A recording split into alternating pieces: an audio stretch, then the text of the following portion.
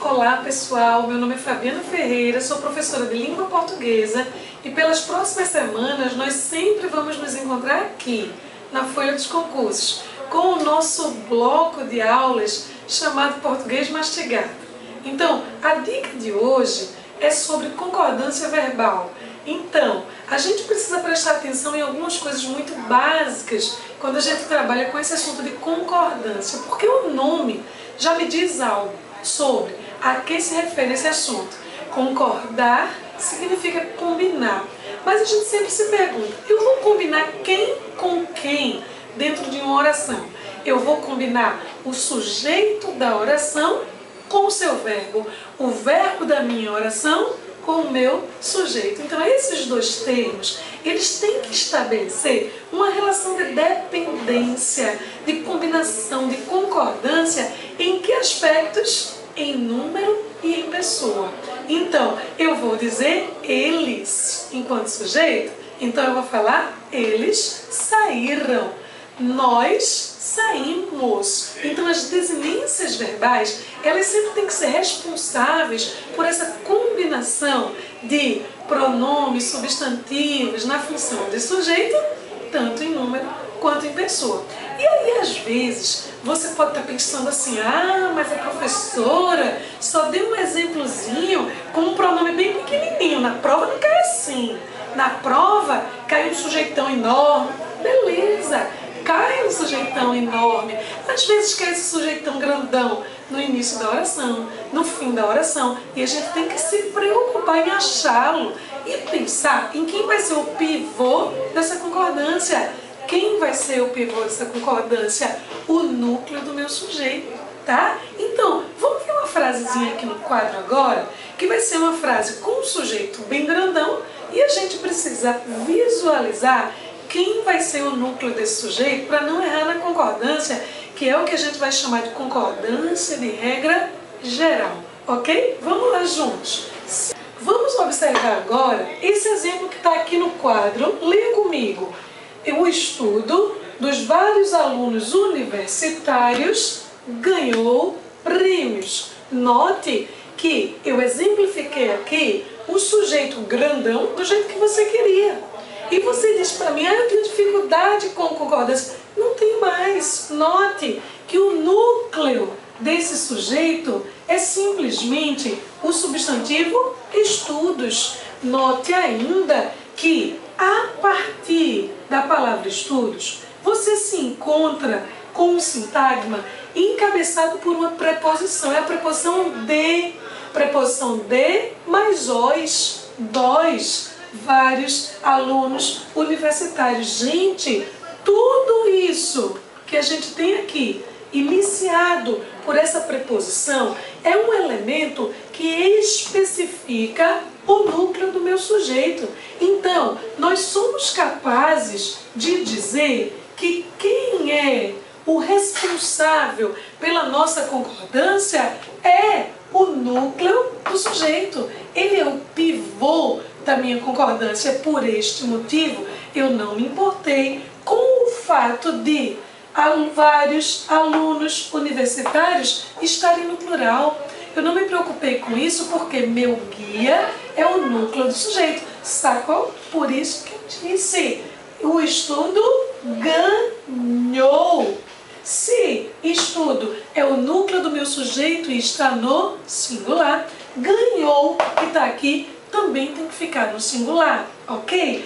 Mas aí a gente precisa pensar juntos, porque muitas pessoas no meu dia a dia me perguntam, mas Fabi, eu tenho certeza de que eu já vi uma concordância acontecer com o determinante do sujeito, com esse negócio encabeçado pela preposição. E eu disse para essa pessoa que me fez essa pergunta, você tem toda a razão, mas você vai ter a chance de concordar tanto com o núcleo quanto com a especificação do núcleo, se tal núcleo for representado, grava bem, por um coletivo ou por um numeral percentual. Então, escuta o que eu vou te dizer agora. Se eu falar para ti que a maioria, coletivo, né?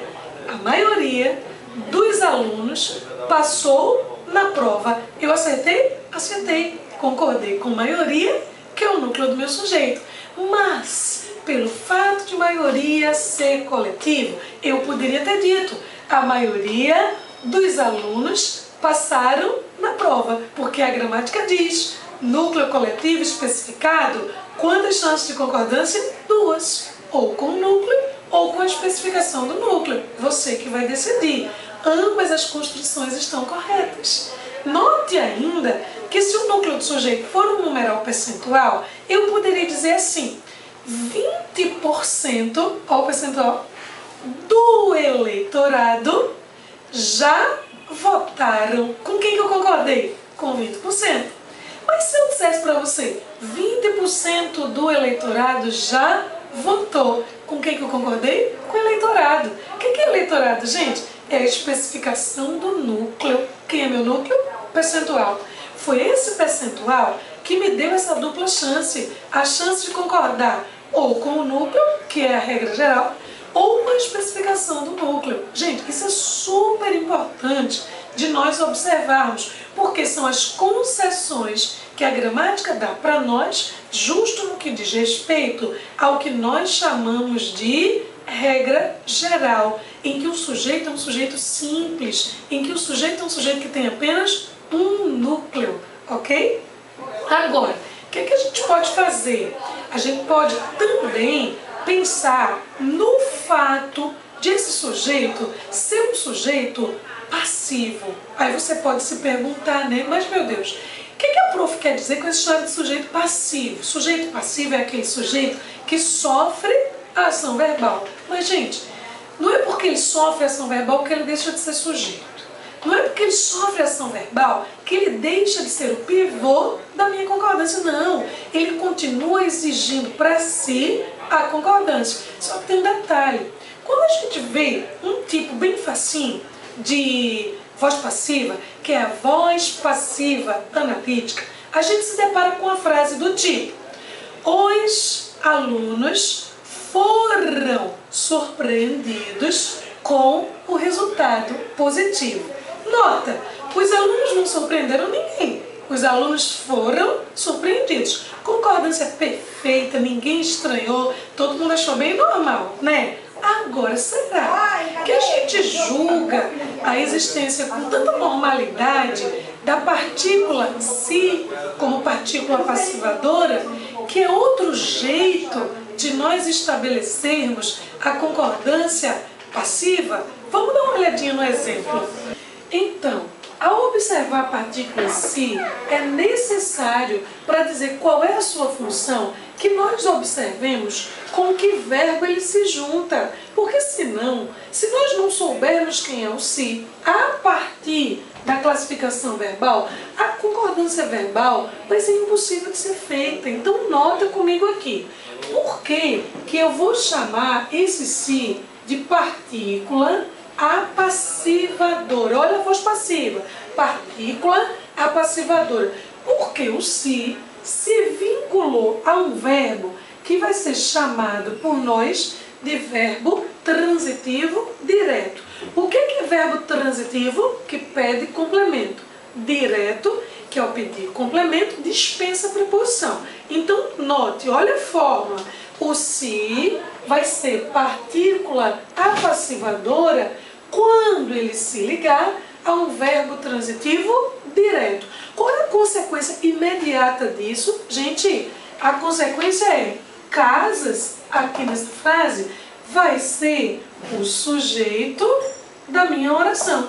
Aí a gente volta para a regra geral de concordância.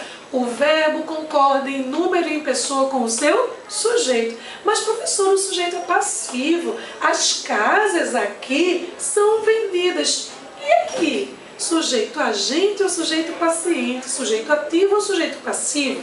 Vão exigir concordância, gente, da mesma forma. Então, nota que se casas aqui está no plural, eu vou promover a concordância do vendem também no plural.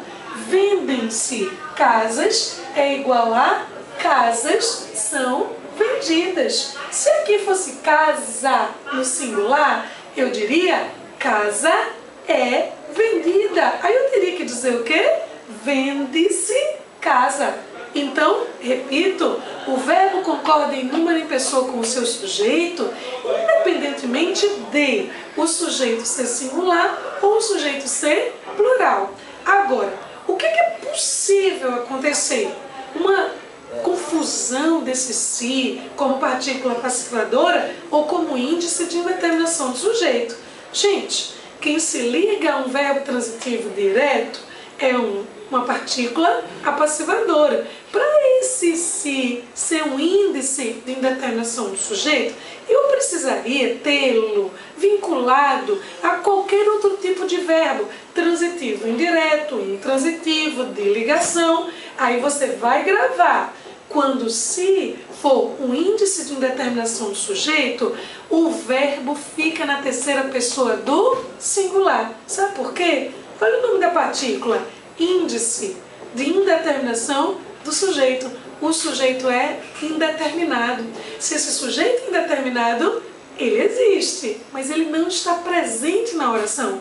Portanto, eu não tenho com quem concordar. Por isso que em frases do tipo precisa-se de pessoas comprometidas, o verbo precisar não variou. Por quê? Porque ele se ligou ao si e ele é transitivo indireto. Acredita-se em discos voadores. Quem acredita, acredita em. O verbo é transitivo indireto. Por isso que ele ficou na terceira pessoa do singular. Então, pensa bem.